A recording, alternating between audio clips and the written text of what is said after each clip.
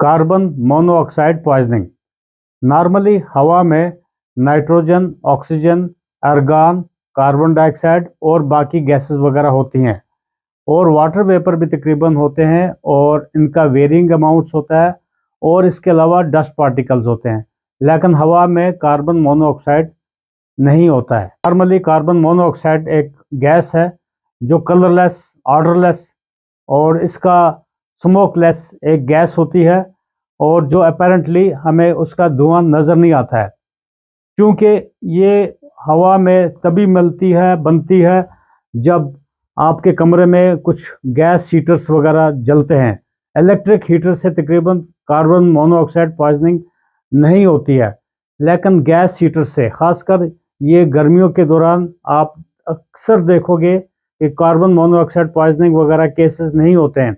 लेकिन ये carbon monoxide poisoning cases जब भी होते हैं, एक्सीडेंटल डेथ्स भी होती हैं और ख़ासकर ये सर्दियों के मौसम में होते हैं, क्योंकि अक्सर तौर पर लोग ये गैस हीटर्स वगैरह जब जलाते हैं या लकड़ियाँ जलाना, बुखारियाँ जलाना, इस तरीके से बहुत सारे फैक्टर्स हैं जिनकी वजह से कार्बन मोनोऑक्साइड रिलीज़ होती है।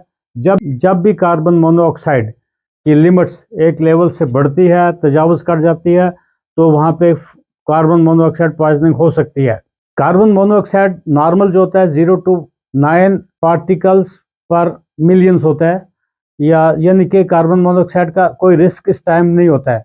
जो जो पीपीएम ज़्यादा होता जाता है वैसे वैसे चांसेस हैं कि कार्बन मोनोऑक्साइड पॉइजनिंग हो जाती है। लेकिन कार्बन मोनोऑक्साइड जब पॉइजनिंग उसका जो प्रेजेंटेशन है, फ्लू लाइक सिम्टम्स होते हैं, जैसे हेडेक होना, नज़ला जैसे लगना, आँखों में आंसू आ, तो उस वक्त क्या होता है, तकरीबन कार्बन मोनोऑक्साइड की जो लेवल्स है 30 से 35 तक पीपीएम जब होगी, पार्टिकल्स पर मिलियन जब होंगे। जैसे बहुत सारे लोगों को मालूम है कि कार्बन मोनोऑक्साइड पॉइजनिंग एक लाइफ थ्रेटनिंग इलनेस होती है और जब ये उस तरीके से होती है, जब कार्बन मोनोऑक्साइड के फ्यूम्स जो है वो एक बंद कमरे में अगर कार्बन मोनोऑक्साइड रिलीज होती है, वो अंदर अगर इनहेल करते हैं, एवं ऐसा देखा गया है कि लोग अगर कांगड़ियाँ जलाते हैं, अगर क्लोज कमरे में, वहाँ से उनका भी अगर धुआं उठेगा, वहाँ से भी कार्बन मोनोऑक्साइड पॉइजनिंग हो सकती है। और ख़ासकर ऐसा देखा गया है कि अचानक जब जब एक्सपोजर टू कहीं आपका गैस लीक हो जाता है, किचन के अंदर ख़ासकर कहीं ऐसी गैसेस निकलती हैं जिनका वेंटिलेशन अगर ना हो, तो कार्बन मोनोऑक्साइड पॉइजनिंग सडनली अचानक हो सकती है। इसमें तकरीबन 5 मिनट के अंदर अंदर इसके खतरात नमूदार हो सकते हैं। इसलिए जब भी आप लिविंग रूम में रहते हो, आपका अच्छी तरीके से वेंटिलेशन होना चाहिए। कभी कभी कार या ट्रक के इंजन से भी ये कार्बन मोनोऑक्साइड रिलीज होता है, कुछ गैसोलीन इंजन्स वगैरह से, जो फ्यूल बर्नर हीटिंग होते हैं। बट इलेक्ट्रिक हीटर से तकरीबन गैस पॉइजनिंग या इलेक्ट्रिक हीटर से कार्बन मोनोऑक्साइड पॉइजनिंग नहीं होती है। अलबत्ता गैस हीटर से या गैस स्टोव्स वगैरह से, कहीं हीटिंग सिस्टम बर्निंग चारकोल जैसे होगा, कैरोसिन से है, या लकड़ियां जलाने से एक बंद कमरे में जब उसकी गैस निकलेगी तो कार्बन मोनोऑक्साइड पॉइजनिंग हो सकती है। कुछ सिम्टम्स जो कार्बन मोनोऑक्साइड के हैं वो मैं बताने की कोशिश करूंगा। हेडेक होता है, नाशिया यानी कि वोमिटिंग जैसा फील होना और सांस का रुकना, दम जैसा घुटना, और जब मॉडरेट एक्सपोजर होगा तो उस वक्त ज़्यादा चेस्ट पेन हो सकता है, डिजीनेस यानी कि चक्कर आ जाना, बेहोशी हो जाना, फेंटिंग जैसा, लॉस ऑफ कॉन्शियसनेस हो जाना, और मसल कोऑर्डिनेशन, आदमी गिर सकता है, कोऑर्डिनेट नहीं कर सकता है, मेंटली कंफ्यूज हो जाता है, सीवियर हेडेक हो सकता है, वोमिटिंग, उल्टी आना, क्या आना वगैरह। अगर आपको कहीं महसूस हो जाए कि हाँ कार्बन मोनोऑक्साइड पॉइजनिंग हो रही है, तो इमीडिएटली क्या करना चाहिए, कम से कम खिड़की के पास या दरवाजे के पास खड़े हो जाना चाहिए और कोशिश करते रहना चाहिए कि खुली हवा लेने की, और कोशिश ये करना तब तक आपको कोई हेल्प मिले। आप किसी से हेल्प की अपील भी कर सकते हैं, आप आवाज़ दे सकते हैं, लेकिन एक चीज़ है, तब तक आपको कोशिश ये करना चाहिए कि कहीं ना कहीं दरवाजे के पास पहुंच जाना या खिड़कियों के पास पहुंच जाने की कोशिश करना है, खिड़कियां खुले रखने की कोशिश करनी है, क्योंकि जितना इसमें ऑक्सीजन जो आपके बॉडी में जाएगी रिप्लेस करेगी कार्बन मोनोऑक्साइड को, क्योंकि बॉडी में कार्बन मोनोऑक्साइड एक्यूमुलेट हुई होती है, वो सेल्स को ऑक्सीजन नहीं देने देती है। क्योंकि वो इसकी एफिनिटी ज़्यादा होती है। नॉर्मली ऑक्सीजन की एफिनिटी होनी चाहिए, लेकिन वो उसको रिप्लेस कर देती है। कार्बन मोनोऑक्साइड के जो फ्यूम्स होते हैं एनवायरनमेंट में, आपके क्लोज रूम में, बंद कमरे में, अगर उसमें वेंटिलेशन नहीं होगा तो उस सूरत में क्या होता है, कार्बन मोनोऑक्साइड के जो पॉइजनिंग हो जाती है, वो जो लंग्स के थ्रू क्या होता है, कार्बन मोनोऑक्साइड ऑक्सीजन के साथ मिलने नहीं देती है और ब्लड स्ट्रीम में कार्बन मोनोऑक्साइड की कंसंट्रेशन बढ़ती जाती है। उस सूरत में carbon monoxide mild, moderate and severe toxicity और पॉइजनिंग हो सकती है। नॉर्मली हमारे जो रेड ब्लड सेल्स होते हैं उनका काम होता है ऑक्सीजन को कैरी करना और ऑक्सीजन सप्लाई करना सब टिश्यूज में। मगर रेड ब्लड सेल्स जब कार्बन मोनोऑक्साइड फास्टर डेवलप हो जाती है हमारे एनवायरनमेंट में और ख़ासकर ब्लड के अंदर, तो जितना भी high levels of carbon monoxide जो होंगी तो वो करेगी ऑक्सीजन को ब्लड स्ट्रीम में नहीं होने देंगी, बल्कि कार्बन मोनोऑक्साइड को एक्यूमुलेट करेंगी। वही कार्बन मोनोऑक्साइड पॉइजनिंग हो जाती है।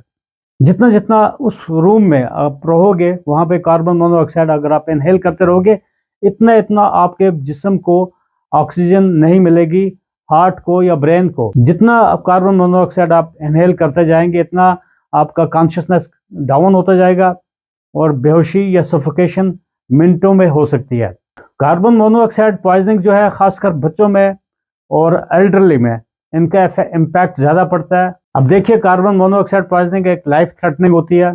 अगर टाइमली आइडेंटिफिकेशन या टाइमली मैनेजमेंट हो जाए तो कार्बन मोनोऑक्साइड पॉइजनिंग से बचा जा सकता है। ये रिवर्सिबल है, इसकी नॉलेज होनी चाहिए। डायग्नोसिस वगैरह जो है बिल्कुल क्लिनिकल पे मुनसर होता है। आर्टरी ब्लड गैस एनालिसिस वगैरह की जाता है और डिपेंड करता है mild, moderate and severe intoxication हुई है, कितनी पॉइजनिंग हुई है। अगर माइल्ड है तो वह रिवर्सिबल हो जाता है जल्दी, ओपन एयर में रहना पड़ता है। हैवी इंटॉक्सिकेशन है तो ऑक्सीजन, हैवी हाइपरबैरिक ऑक्सीजन वगैरह वो देना पड़ता है। अब डिपेंड करता है सिचुएशन पे। घर में आपको ये कार्बन मोनोऑक्साइड पॉइजनिंग का अगर एनकाउंटर हो जाए किसी जगह, तो इमीडिएटली जो विक्टिम होता है उसको ओपन एयर में लाने की कोशिश करनी है, ताकि उसको ये उसका जो कार्बन मोनोऑक्साइड बॉडी में डिक्लाइन हो जाए और ऑक्सीजन इंक्रीज हो जाए।